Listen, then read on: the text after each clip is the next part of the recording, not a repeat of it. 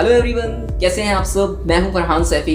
एक बार फिर से आपका स्वागत है हमारे इस चैनल लर्निंग एक जुनून में। आज का जो टॉपिक है वो है how to utilise your free time. India के अंदर बहुत सारे लोग, पहली बात तो वैसे ही टाइम को इतनी ज़्यादा इंपॉर्टेंस नहीं देते हैं। यहाँ पर पैसे की तो वैल्यू है लेकिन टाइम की वैल्यू नहीं है। लेकिन लोगों को ये नहीं पता टाइम इज़ मनी। जो पैसा आपने कमाया है वो अपना कीमती टाइम देकर ही तो कमाया है। तो हम पैसे के लिए तो छोटे छोटे पैसों के लिए 10 रुपये के लिए 20 रुपये के लिए लड़ रहे होते हैं, लेकिन हमारा कितना सारा टाइम वेस्ट हो रहा है उसके लिए हम कभी सोचते तक नहीं हैं। कई बार मैंने देखा है कि बहुत सारे लोग इतने बड़े हो जाते हैं, 50-60 साल के हैं, और वो कहानी बता रहे होते हैं, देखो एक बार मेरे जो है यहाँ से 100 रुपये गायब हो गए थे, 50 रुपये गायब हो गए थे। लेकिन उन्होंने किस तरह से अपने 50-60 साल वेस्ट कर दिए इसके बारे में तो वो कभी नहीं बताते। उनको खुद नहीं पता होता कि हमने वेस्ट किए हैं। तो आज जो आप अपने घर पर हैं, कोविड का टाइम है, बहुत सारे लोग टाइम का यूटिलाइज नहीं कर रहे हैं। तो आज की हमारी वीडियो इसी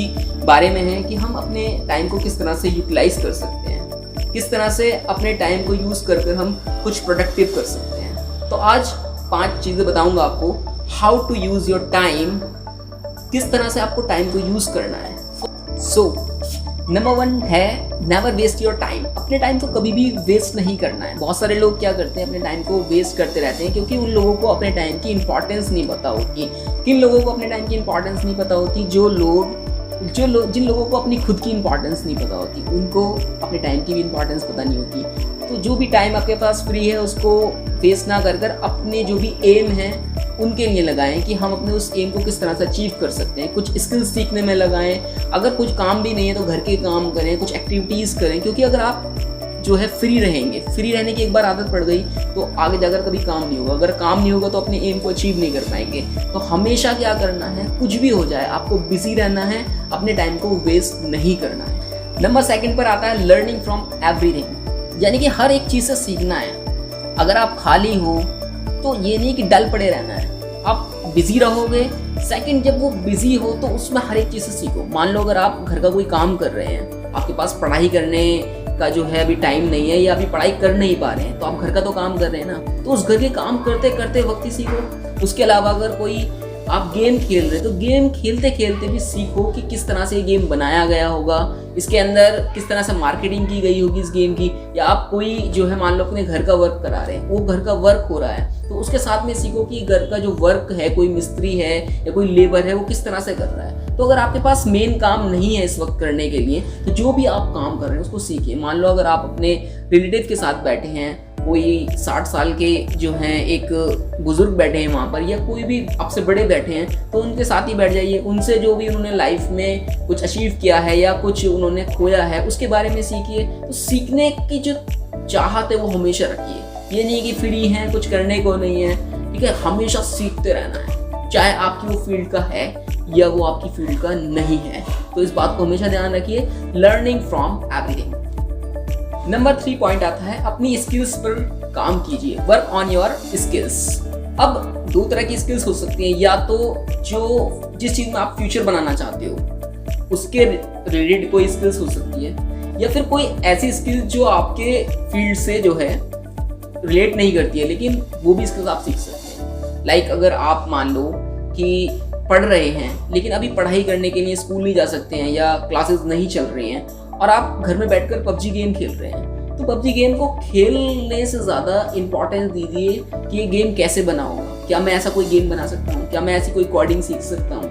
क्या मैं भी फ्यूचर में आकर ऐसा गेम बनाकर जो लोग मेरा गेम खेलें, पबजी गेम को ना खेलें। इस तरह से अगर कोई गर्ल है वो फैशन डिज़ाइनिंग करना चाहती है तो ज़रूरी नहीं है कि अभी उसको कॉलेज जाकर वो कोर्स करने की ज़रूरत है। वो घर पर फैशन डिज़ाइनिंग की जो है एक्सपेरिमेंट कर सकती है, यूट्यूब के थ्रू या इंटरनेट के थ्रू नॉलेज ले सकती है और अपने रिलेटिव्स में अपने डिज़ाइन को शेयर कर सकती है, यानी कि अपने डिज़ाइन के कपड़े अपने रिलेटिव्स को बना सकती है। ऐसा हो सकता है कि वो लोग उसको तारीफ करने लगे, फिर उससे ज़्यादा आगे आप अपने आस पड़ोस के मोहल्ले में या आपकी जो घर के आसपास के लोग हैं उनसे जाकर अपने डिज़ाइन को शेयर कर सकते हैं। तो ज़रूरी नहीं है कि जब सब कुछ सही हो जाएगा जब आप जाकर फैशन डिज़ाइनिंग करेंगे, अभी से अपने स्किल्स को डेवलप कर सकते हैं। उस तरह से कोई बंदा है इंग्लिश सीख सकता है, अपनी इंग्लिश को इम्प्रूव करना चाहता है, या उसके अलावा बहुत सारी स्किल्स ऐसी हैं जो आप पढ़ते वक्त नहीं कर सकते। लाइक किसी को म्यूज़िक का शौक है तो वो अपनी जो है क्या कहते हैं सिंगिंग पर, म्यूजिक पर फोकस कर सकता है, गिटार सीख सकता है, सिंगिंग सीख सकता है। तो अपनी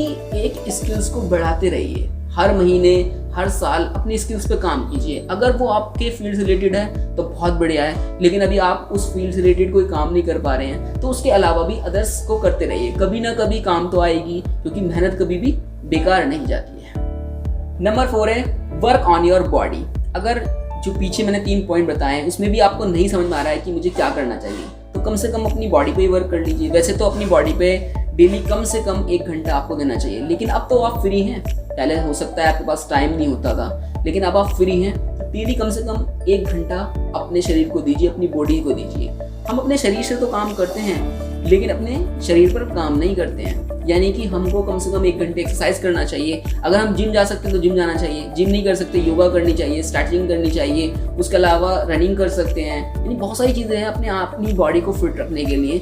हमें अपनी बॉडी को वर्क करना चाहिए, और ये नहीं कि सिर्फ हम खाली टाइम में इसको करें, हमें अपनी डेली रूटीन बनाना हो, क्योंकि अगर हम जिस बॉडी से काम करते हैं उस बॉडी को ही परफेक्ट नहीं रखेंगे तो हम ज़्यादा दिन काम नहीं कर पाएंगे।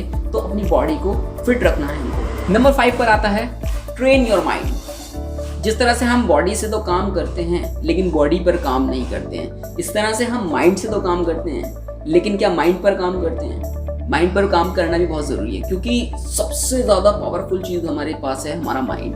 अगर ये सही डायरेक्शन में चलेगा तो आप बहुत कुछ अचीव कर लोगे, अगर ये गलत डायरेक्शन में चलेगा तो आप अपनी लाइफ को जो है स्पॉइल कर सकते हैं। तो आपको समझना होगा कि किस तरह से हम अपने माइंड पर वर्क कर सकते हैं। माइंड पर वर्क करने के लिए बहुत सारी चीज़ें होती हैं, जैसे कि अपने जो आपका रिलीजन है उसकी बुक्स पढ़ सकते हैं, उसके बारे में जान सकते हैं, मेडिटेशंस कर सकते हैं, उसके अलावा मोटिवेशनल बुक्स पढ़ सकते हैं, मोटिवेशनल स्टोरीज पढ़ सकते हैं, उसके अलावा कुछ देर अकेले बैठकर ऑब्जर्व कर सकते हैं अपने माइंड को कि किस तरह से ये वर्क कर रहा है। तो बहुत सारी चीज़ें ऐसी होती हैं जो हम माइंड को अपने ट्रेन कर सकते हैं, कुछ ट्रेनिंग ले सकते हैं। तो इस तरह आप अपने जो फ्री टाइम को यूटिलाइज कर सकते हैं। इसके अलावा बहुत सारी चीज़ें हैं जो आप खुद अपने आप ढूंढकर एक्सप्लोर कर उन चीज़ों को कर सकते हैं। तो आज की वीडियो आपको हमारी कैसी लगी इसके बारे में आप कमेंट करके बताइए। किस किस तरह की और चीज़ें हम कर सकते हैं अपनी लाइफ के अंदर, वो भी आपको कमेंट करना है। हमारी वीडियो को लाइक करना है, चैनल को सब्सक्राइब करना है और अपने फ्रेंड्स को ये वीडियो फॉरवर्ड करनी है, जिससे कि वो भी अपने फ्री टाइम को यूटिलाइज कर पाएँ और अपना ख्याल रखना है। और थैंक यू।